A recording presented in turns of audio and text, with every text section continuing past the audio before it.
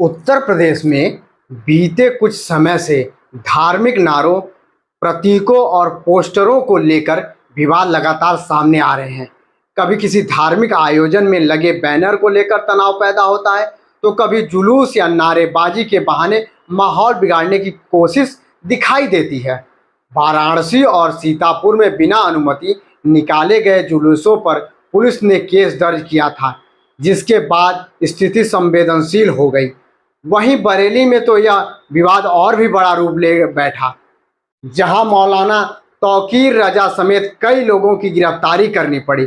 इन घटनाओं की श्रृंखला में यह साफ कर दिया कि धार्मिक भावनाओं को लेकर छोटे छोटे विवाद भी बड़ी अशांति में बदल सकते हैं। इस पूरे घटनाक्रम में अब बाराबंकी और फैजुल्लागंज गांव सुर्खियों में है। यहां आई लव मोहम्मद लिखे बैनर को गांव के चौकीदार धन्नी ने डंडे से रस्सी काटकर गिरा दिया। यह घटना मस्जिद पर लगे सीसीटीवी कैमरे में कैद हो गई। बैनर गिरते ही मुस्लिम समुदाय के लोग नाराज होकर मौके पर एकत्र हो गए और विरोध जताने लगे। देखते ही देखते दूसरे पक्ष के लोग भी जमा हो गए और तनाव की स्थिति बन गई। बात यही नहीं रुकी, कुछ युवकों ने धन्नी के घर पर तोड़फोड़ कर दी।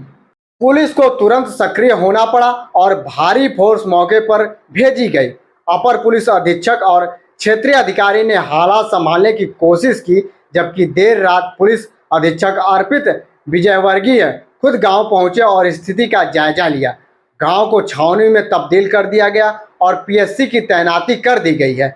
साथ ही दोनों पक्षों से कुछ लोगों को हिरासत में लेकर जांच शुरू कर दी गई है। यह पूरा घटनाक्रम इस ओर इशारा करता है कि धार्मिक प्रतीकों और नारों का इस्तेमाल अब केवल भावनाओं की अभिव्यक्ति भर नहीं रह गया है, बल्कि यह सामाजिक तनाव और कानून व्यवस्था की चुनौती का बड़ा कारण बनता जा रहा है।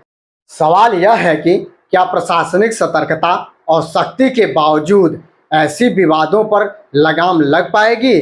साथ ही समाज के भीतर बढ़ती असहिष्णुता भी गहरी चिंता का विषय है, जहां मामूली घटना भी बड़े टकराव का रूप ले लेती है।